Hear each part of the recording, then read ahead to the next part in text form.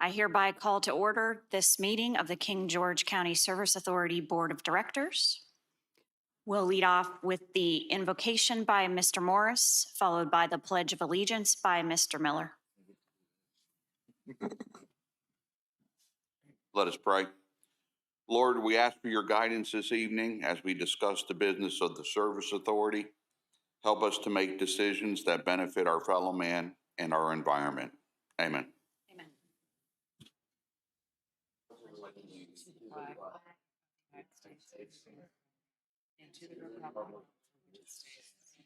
One nation, under God, indivisible, with liberty and justice for all.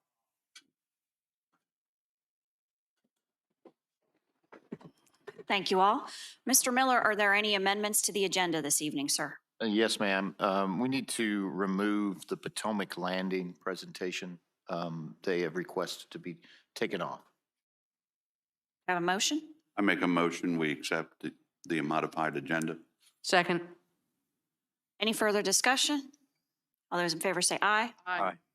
Any opposed? Chair votes aye. Motion carries. Public comment. Comments will be limited to 3 minutes per person in order to afford everyone an opportunity to speak. If comments relate to a specific public hearing item, we ask that you offer those comments at the time of the public hearing. I'll now open the floor for public comment. Is there anyone here in the boardroom wishing to provide public comment at this time?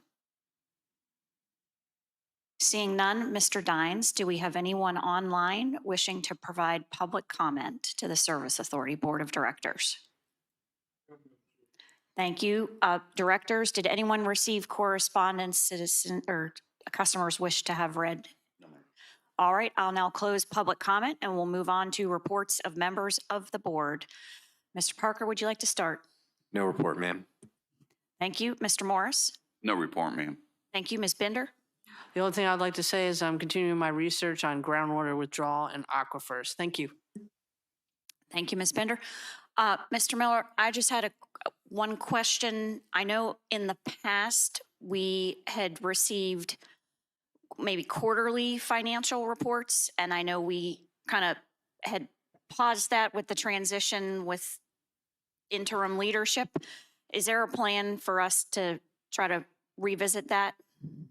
Yes, ma'am. That is something that I'd like to get back on a regular schedule starting in January. I think that one of the other kind of challenging situations was we had spoken with Ms. Hahn, the finance director for the county, and I think she was waiting for the fiscal year to close. And so now that that's all there, we can develop something that will provide you with a better snapshot. I'd like to do it even more. I'm not going to say this, but I'd like to, you know, it would be nicer to do it than just every quarter, but, you know, to give you a sense of where your operating revenue are, where your, you know, your expenditures are to the year to date, that kind of stuff. We can do something on that, and we'll plan for something in one of the meetings in January. That would be great. So in January, then whoever is chairman can ask what the pleasure of the board is with regard to the frequency of the reports. All right, sounds very good. Thank you so much. All right, moving on, do I have a motion to adopt the consent agenda? I make a motion, we accept the consent agenda as presented. Second. Thank you. All those in favor say aye. Aye. Chair votes aye, motion carries. All right, report from the county attorney. Ms. Lackey, do you have anything to report this evening? Welcome. Thank you. I have nothing to report. All right. Moving right along, presentations and reports. Mr. Miller, would you like to introduce the operator in charge presentation? Yes.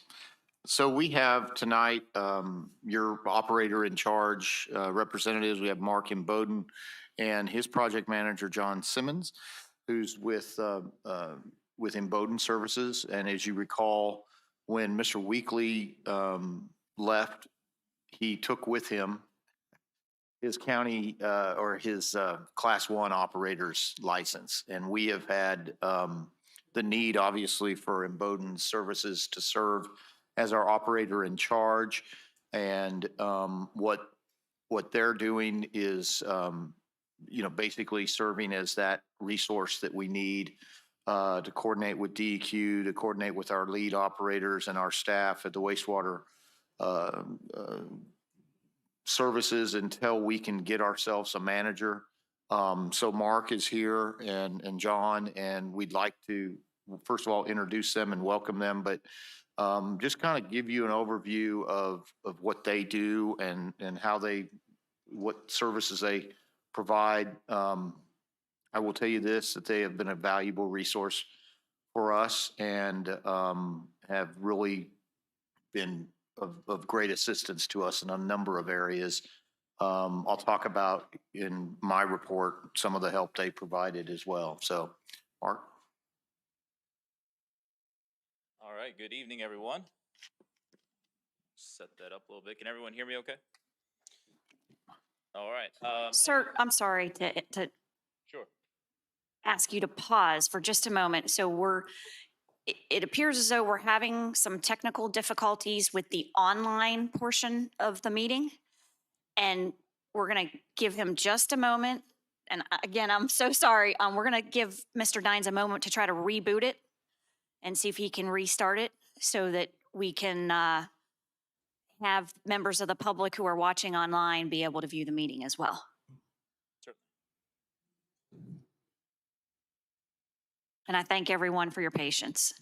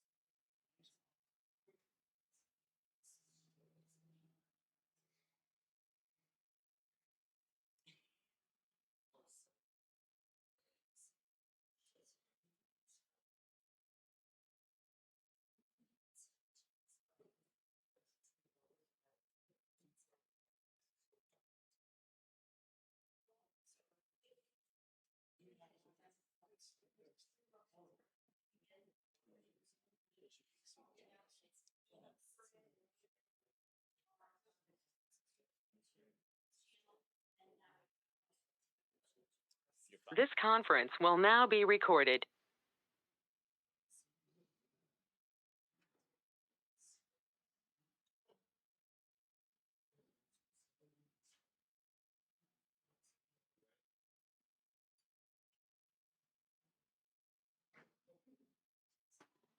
All right, ladies and gentlemen, thank you very much for your patience. I believe we have resolved the audiovisual problems that we were experiencing. So we will go ahead and move forward with the Imboden presentation.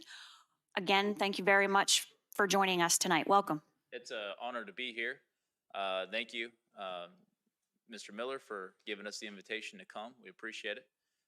We've been working for the county, the Service Authority, since August. That's when our initial contract was signed.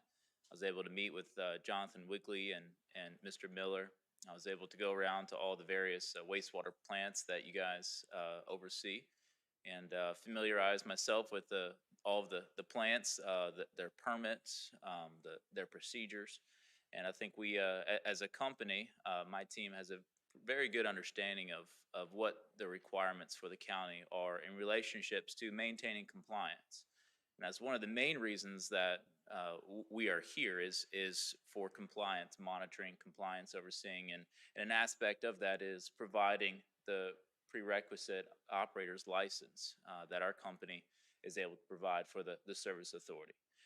So we appreciate the opportunity to work for you guys. We count it a privilege and an honor. And just like we've done with all of our other government contracts and commercial and industrial contracts, we take ownership of it. This is our county now. We feel very much involved in the county's proceedings. We've been fortunate to work alongside of your operators, and we've been able already to start building good camaraderie and good relationships with your operators. So a lot of encouraging things happening. A lot of other things that we're going to slowly start to see if we could change. We had a meeting earlier today about just our role as a contractor servicing the authority. I think was very productive. We had a meeting with all the operators, the maintenance team, Mr. Miller. So I think it was very productive. So just a little bit on our company. We are based out of Mount Jackson, and that is in the Shenandoah Valley. So I don't know if any of you have ever driven through the Shenandoah Valley. Very pretty area, much like King George. But it's you're surrounded on mountains on either side. So you can tell when you get outside the valley when you can't see mountains anymore. But we are located right in the Shenandoah Valley, right between Winchester and Harrisonburg. That's our home base. The company was founded by my father in 1993. So we have been in business for nearly 30 years. I'm Mark Bowden. I'm the general manager. And this is John Simmons. He's our project manager. John has been working for us for going on 5 years now.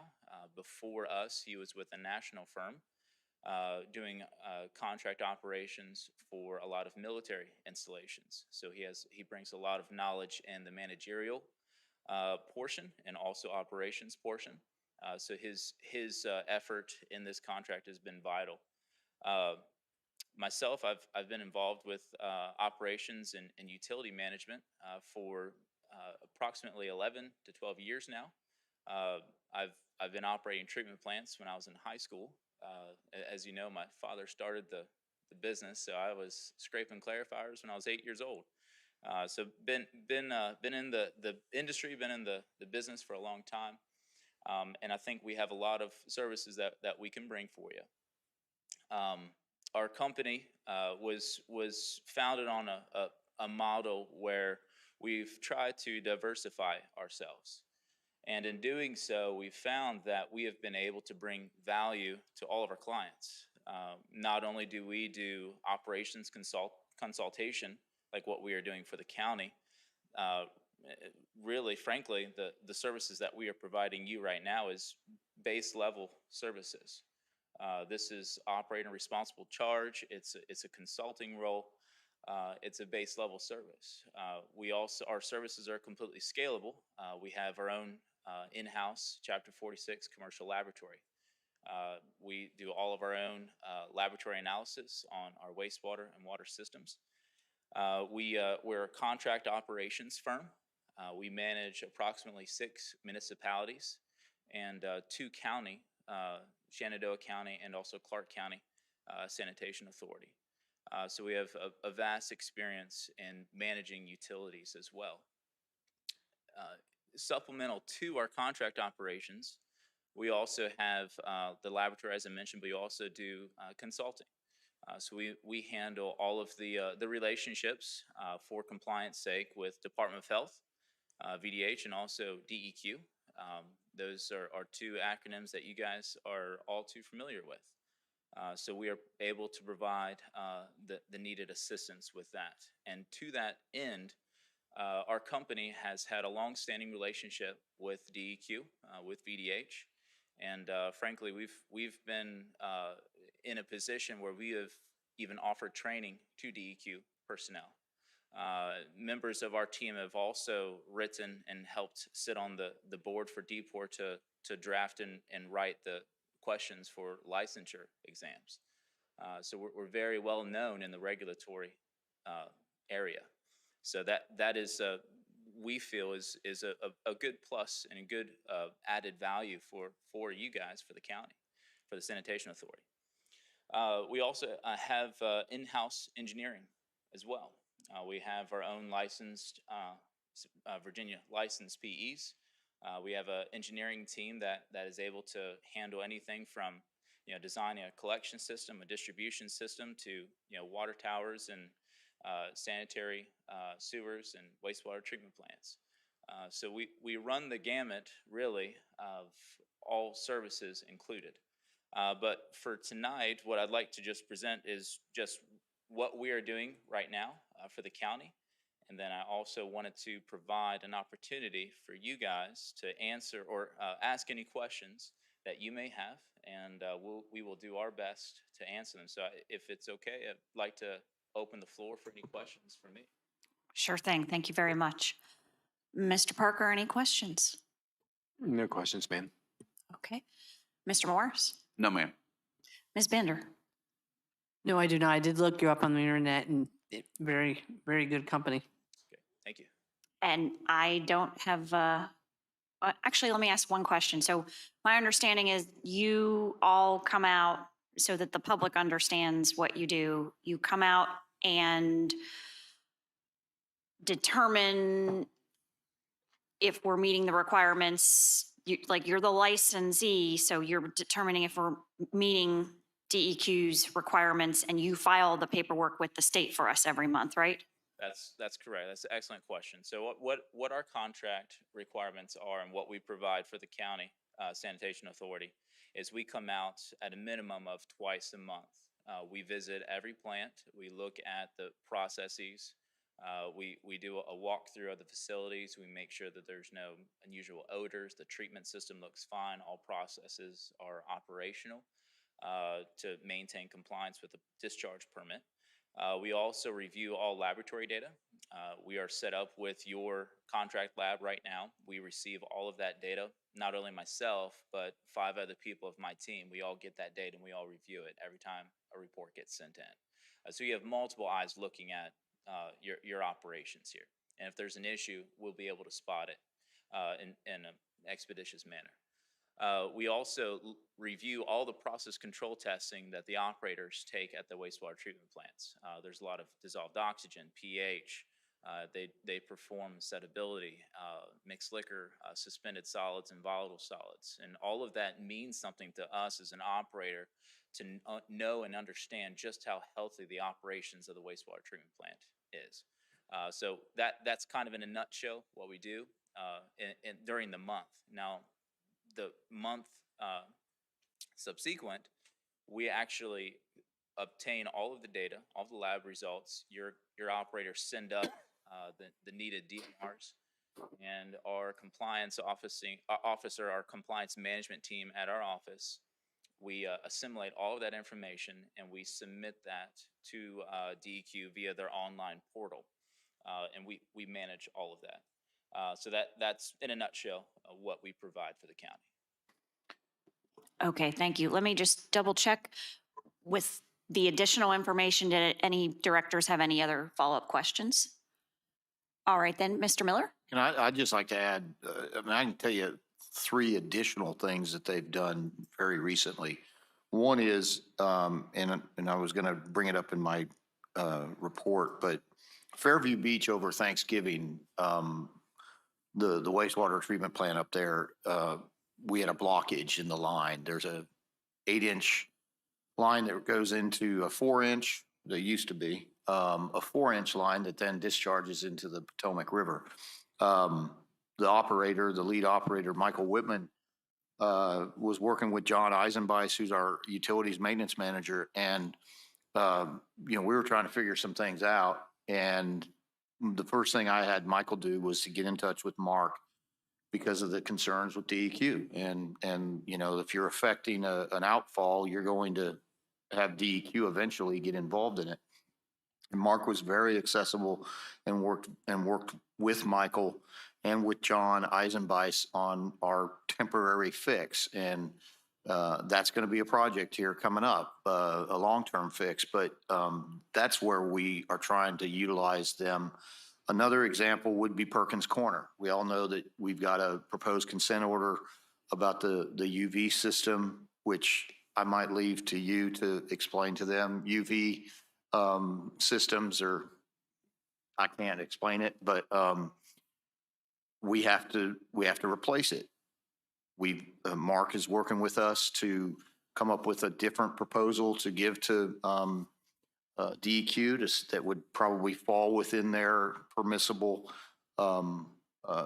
system that we would do. And so that's another area. And then as we said, and Mark said, we're working with the lead operators like Tim Majerski and Roger Young and Michael Whitman at all of the plants to then coordinate with what John Eisenbeis is going to be dealing with in terms of the maintenance issues that are at all of the plants, and to work with Mark and to have Mark's guidance to help them with the prioritization of those things. So just a lot of things that are just more than the operator in charge, because that's one element, but they are a great resource, and it was a good choice to bring them in. I hope that we can continue to have a long-term relationship. What is a UV system? The permits actually require these wastewater treatment plants to treat and monitor for pathogens, more specifically for E. coli, enterococci, and fecal coliform. The main way of disinfection in wastewater treatment plants, really 2 ways, is one, chlorine. You disinfect it with chlorine to kill the pathogens, or the way that all of the county facilities use is UV, ultraviolet light. Ultraviolet light at Perkins Corner and at several other of the facilities here has a UV system that is manufactured by a company that is no longer accessible to get the required parts. We've ran into this at another utility that we operate, town of Middleburg. They also have a UV light system, exact same style and design, and we ran through the same song, just a different verse with DEQ when they came out to do an inspection, and the UV light transmittance was reading 0. All of our wastewater laboratory analysis was coming back perfectly fine, just as the sanitary authorities is as well, and specifically Perkins Corner. But there was no real way to quantify the intensity of the UV transmittance. There is, the water has to have a certain transmissivity, clarity, if you will, to the water for the ultraviolet light to be effective. Well, at most of your facilities here, you have some sort of tertiary filtration device. And after that filtration device, you have the disinfection, which is the ultraviolet light. The ultraviolet light, in order to understand if it's working or not, you have to collect the laboratory analysis, but you also have to monitor and record UV transmittance. The control modules that monitor, record, that receives data from the sensors that are inside of the light ballasts are not functioning. And as such, we're seeing zeros, and DEQ has called us on that, and rightly so. You know, this is an issue that we need to resolve. In the county's efforts to decommission Perkins and divert flow to Hop Yard, we need to figure out what we're going to do with Perkins. One is we need to make DEQ happy. We need to maintain compliance with the permit. And we need to, but we need to do so, we need to do such in an economical fashion, right? We don't want to pour hundreds of thousands of dollars into designing and installing a new UV light system. So in order to appease the DEQ, what we've done in other facilities and I think would work in like kind here is put on what I call a side stream UV monitoring unit. We've sourced one from an online surplus store that we can purchase. We can mount to an exterior cabinetry or to an H-frame that's right next to the UV channel. There is a sensor that is routed down to the UV lights that it can measure the intensity and give us a readout. The operator can then record the UV transmittance, and with the passing E. coli's, we're back into the good graces of DEQ. And that's really in a nutshell of what's going on there. So I feel that with our recommendations to DEQ, they will then, they'll be appeased, and that they'll have some level of comfort that they can accept our corrective action plan as stated. Okay, well, thank you for that explanation. Any other questions again? Go ahead, Ms. Bender. Thank you very much. One question, you mentioned Shenandoah, right, in Clark County that you manage. Do you manage just their wastewater systems? So Clark County Sanitation Authority, we also manage the water. The water system there is a unique design. It is actually, I think it's one of two or one of three left in the Commonwealth that is being fed by a spring. This is Prospect Hill Springs, and we have a microfiltration plant. It has a microfiltration plant because as a spring, it's considered groundwater under the influence of surface water. So we manage the water treatment plant, we manage the distribution system, we take care of the water meter readings. We have 3 water towers that we oversee, and that's just in Clark County Sanitation Authority. And then we also have the wastewater side, where we have 64 lift stations. We have a primary lift station. We have the biological nutrient removal, a BNR wastewater treatment plant with a filtration process, an MBR process on the tail end of the wastewater plant. So it's a pretty complicated system, but large part DEQ required them to put that in place because of the nutrient removal requirements that were promulgated by their permit. I guess I could also tailor in with the decommissioning of Perkins and the conveying of sewage to Hop Yard. There's going to be considerable efforts that needs to be taken and considerable evaluation of the Hop Yard wastewater facility. It's a sequencing batch reactor, which it's hard to remove nutrients in a sequencing batch reactor. There's not a lot of stages of treatment that you can have because all the processes are in one tank. Not to say that it can't be done, but I feel that with our help and involvement in that, my team is involved with the selection committee for the engineering scope of that. I think we're going to be meeting hopefully next week about that. So I'm excited about that. But you know, those are some considerations that we're going to have to take into effect. Most notably, one of the engineering firms mentioned WQIF grants. You know, the county can certainly look at different grant opportunities. We did for Clark County, and it's been very successful. There is some performance requirements that we have to maintain, but in large part, it allowed the county to invest approximately $3 million into a new upgrade to the wastewater treatment plant. And it's been effective, and we have not had a permit violation for that facility in the last 5 years. Thank you. All right. Anything else to add, Mr. Miller? All right, then, Mr. Bowden, Mr. Simmons, thank you very much for coming out this evening, and thanks for all you're doing to support our operations. Thank you. Have a good night. All right, so we amended the agenda to strike the Potomac Landing proposal, so let's go ahead and move on. General Manager's report, Mr. Miller. Yes. You have that, Chris?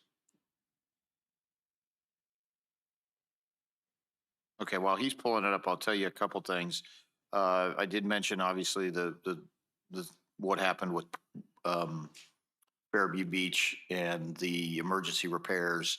And the next step is we are going to have an engineering firm that's going to come out, that we have a number of on-call type engineers that are going to put together a plan that we got to deal with all the regulatory issues. You got multiple states now with Maryland, and you got Virginia. And so we are going to have to develop a plan, a permanent fix to that. And the permanent fix is most likely going to involve an 8-inch line.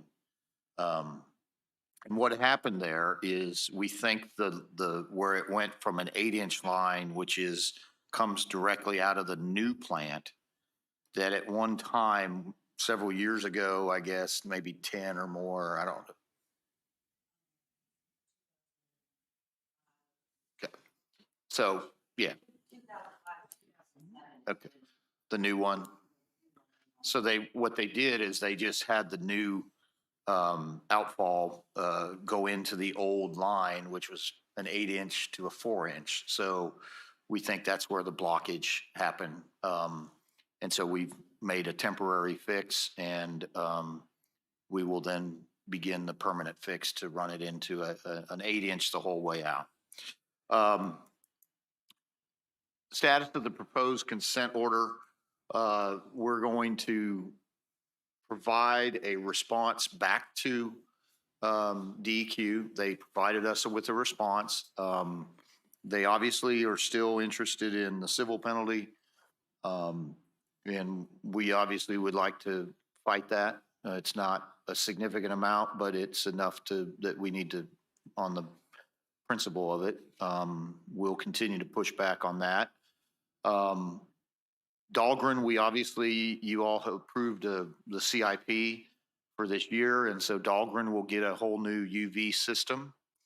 And Perkins Corner, like I mentioned, and Mark mentioned as well, we're going to come up with an alternative plan there, forward that to DEQ for their approval, and we think that they'll be good with that. So that's where we are on that. We have to respond by the end of this week, and so we will do that. Perkins Corner decommissioning, as Mark indicated, we do have an RFP that is going to be reviewed. I think we have 3 engineers, I believe, that we've got to look at. And the next step would be then to secure a contract with them and then begin the process, the engineering portion of it, to begin that effort to decommission. As you recall, that's a multi-year project. And it's something that we want DEQ to understand, that there's a commitment from this board to decommission Perkins. The board the DEQ folks indicated that was something that's been discussed for 20 years. So I think it's a great accomplishment that we were able to start that process. Raw water study. It's anticipated that in January we will have a draft report to present from RKK. We did get Draper Aden to also look at, it's another engineering firm, to also look at what our gross demand would be for water on a annual basis, or a daily basis. And we will have that kind of incorporated into that. And so we will, as soon as we get that, we'll forward that on to you. The only other thing I would add is,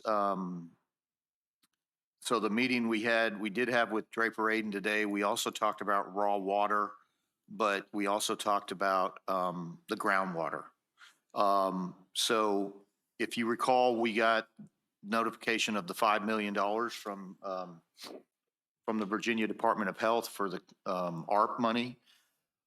They would like to see some of that money utilized for some of our groundwater issues. And so we are working up a list of projects that would address some of those things. Virginia Department of Health also has a list of what they would like to see, so we just need to talk with them about that. They agreed in our conversations that acquisition of raw water by the county at some point would be acceptable if we use some of those funds for that as well.